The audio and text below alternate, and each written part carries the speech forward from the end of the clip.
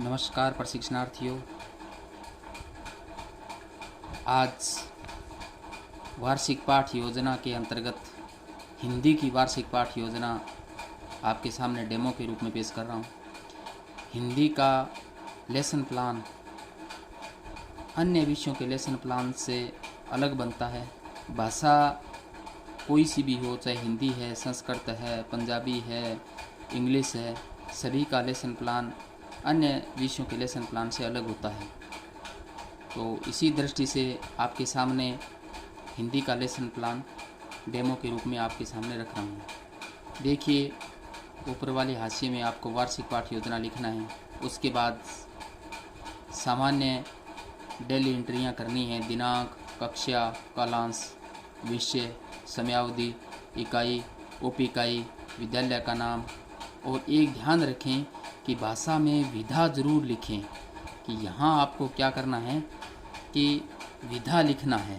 School के नाम, उसके बाद आगे क्या आ जाएगी, विधा आ जाएगी। यहाँ आपको विधा लिख देना है। अब जो विधा आप लिखोगे उसमें आप विधा क्या पढ़ा रहे हैं, आप वो चीज़ यहाँ आपको लिखनी है। व्याकरण पढ़ा रहे हैं तो व्याकरण लिखोगे, गद्य भाग पढ़ा रहे हैं तो गद्य लिखोगे, पद्य भाग पढ़ा रहे हैं तो पद्य लिखोगे, एकांकी पढ़ा रहे हैं तो एकांकी लिखोगे, नाटक पढ़ा रहे हैं तो नाटक लिखोगे। तो इस प्रकार आपको विधा लिखनी है। उसके बाद आपका प्रकरण आ जाएगा। जैसे यहाँ डेमो के रूप में हमारे राष्ट्रीय प्रतीक प्रकरण पे आपको लेसन प्लान दिखा रहा हूँ। व्यवहारगत परिवर्तन आ जाएंगे। उद्देश्य, ब्लूम की टैक्सोनॉमी, ज्ञान, अवबोध, ज्ञानोपयोग, ये अपने प्रकरण पे आधारित आप लिख लोगे। उसके बाद अभिवृत्ति, अभिरुचि, कौशल। तो इस प्रकार आप उद्देश्य निर्धारित कर लोगे। उसके बाद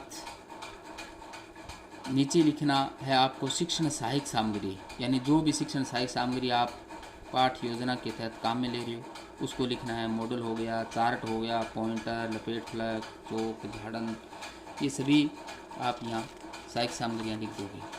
उसके बाद आपको पूर्व ज्ञान लिखना है, यानी पूर्व ज्ञान में आपको ये लिखना है कि बच्चे अपने विद्यालय व राष्ट्रीय चिन्ह के बारे में सामान्य जानकारी रखते हैं। यानी आपको प्रकरण से संबंधित यहाँ इतना ही लिखना है कि इससे संबंधित छात्र छात्रा पूर्व जानकारी या पूर्व ज्ञान को रखते हैं। अब उसके बाद पूर्व ज्ञान आधारित प्रस्तावना आ जाएगी। इसमें आपको ये कॉलम बना लोगे। उसी प्रकार आपको कम से कम 5 प्रश्न आपको करने हैं। लास्ट क्वेश्चन आपका समस्यात्मक होता है और यही आपका क्या होता है, उद्देश्य कथन होता है। तो इसी प्रकार आप उद्देश्य कथन के बच्चों, आज हम राष्ट्रीय प्रतीक के बारे में अध्ययन करेंगे। राष्ट्रीय प्रतीक आप उसको रेखांकित कर दोगे। तो ये प्रस्तावना के बाद उद्देश्य कथन हो गया। अब ये ही जो उद्देश्य कथन है, इसी पे आपको क्या करना है, लेसन प्लान आपको तैयार करना है।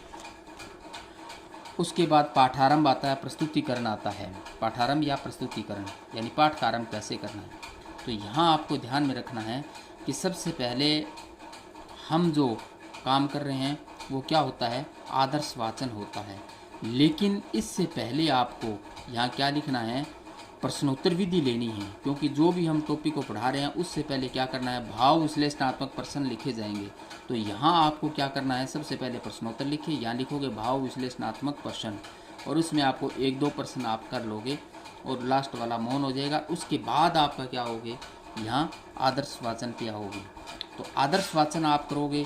तो आदर्श वाचन कौन करता है, शिक्षक करता है। तो यहाँ कहने का मतलब आपका पहला टॉपिक आप उसको बच्चों के सामने उसका वाचन करोगे, यानी आदर्श वाचन करोगे। तो यहाँ छात्र अध्यापक उचित यति गति से आरोह अवरोह में आदर्श वाचन करेंगे और छात्र क्या है, ध्यानपूर्वक सुनेंगे। अब आदर्श वाचन करने के बाद आपको क्या करना है, अनुकरण वाचन करवाना है। बच्चों से क्या करवाना है, अनुकरण वाचन करना। जो हमने पढ़ाया, जो बताया, उसी को बच्चों से हमें वाचन करवाना है, बच्चों से बुलवाना है, बच्चों से पढ़वाना है। तो इसमें आप क्या, छात्र अध्यापक छात्रों को अनुकरण वाचन करने का आदेश देंगे और छात्र क्या करेंगे, आदेश अनुकरण वाचन करेंगे। उसके बाद अब छात्र अनुकरण वाचन करते हैं तो उसमें गलतियां होती हैं, स्वाभाविक सी बात है, गलतियां होगी। तो वो शुद्धि संशोधन आपको करवाना है। उसके बाद क्या करना है, अशुद्धि जो होगी वो संशोधन, आपको अशुद्धि संशोधन करवाना है।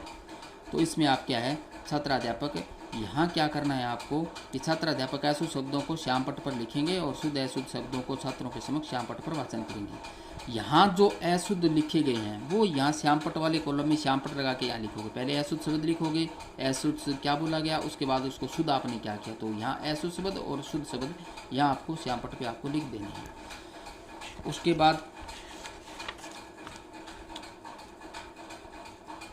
उसके बाद उसमें कुछ कठिन शब्दार्थ होते हैं, उसका हम सरलीकरण कर देंगे, यानी शब्दार्थों को हमें अर्थ हम बता देंगे, तो शब्द क्या है और उसके अर्थ यहाँ लिख देंगे।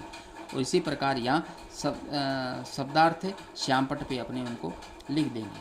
उसके बाद मौनवाचन आता है। यदि आप पद्य भाग पढ़ा रहे हो तो बच्चों से क्या है, मौनवाचन एक अच्छा वाचन होता है, जिससे बच्चे अच्छी प्रकार से विषय वस्तु को समझ लेते हैं, उसको अधिगम कर लेते हैं। तो हमें मौन वाचन अवश्य करवाना चाहिए। तो यहाँ आप क्या करेंगे, अपने मौन वाचन यहाँ करवा लेंगे। अब जो भी आपने पढ़ाया समझाया टॉपिक अपना कंप्लीट होगा, उसके बाद हमें क्या करना होता है, यहाँ प्रश्न करने होते हैं। तो यहाँ आपको क्या करना है कि यहाँ आपको लिखना है विचार विश्लेषणात्मक प्रश्न लिखने हैं। यहाँ ये इन्होंने गलत लिख रखा है, बहुत प्रश्न यहाँ नहीं आएंगे। यहाँ लिखना है आपको विचार विश्लेषणात्मक प्रश्न। तो इसमें से आपको जो पढ़ाया है उसी में से अपने 2-3 क्या है प्रश्न कर लेंगे, यहाँ छात्र उनका क्या कर देंगे, जवाब दे देंगे। इसी प्रकार आप आगे अन्य भी जो टॉपिक है वो अपने कंटिन्यू अपने आते जाएंगे।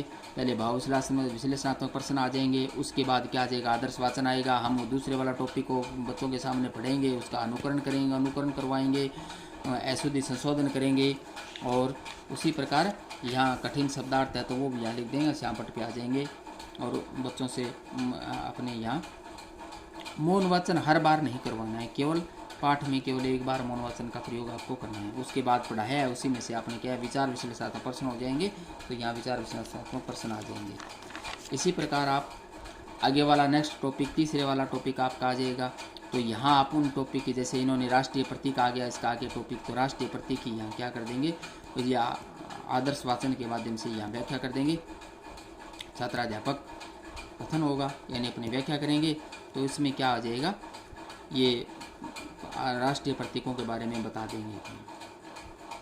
और उसके बाद 3 टॉपिक के बाद आपको तीसरे वाले टॉपिक का भी वैसे ही करना है, या विचार विश्लेषणात्मक प्रश्न करना है जो पढ़ाया है उसी में से। और उसके बाद क्या आता है कि अपने संपूर्ण पाठ हमारा 3 टॉपिक के माध्यम से पढ़ा दिया, फिर अपने क्या करते हैं, मूल्यांकन प्रश्न करते हैं, पूरे पाठ में से पढ़ाया है उसी में से।